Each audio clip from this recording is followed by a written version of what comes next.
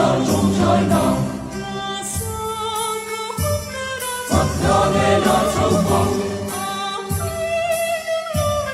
ấp kinh linh tươi âm nhạc ấp kinh em lao linh tươi âm nhạc linh tươi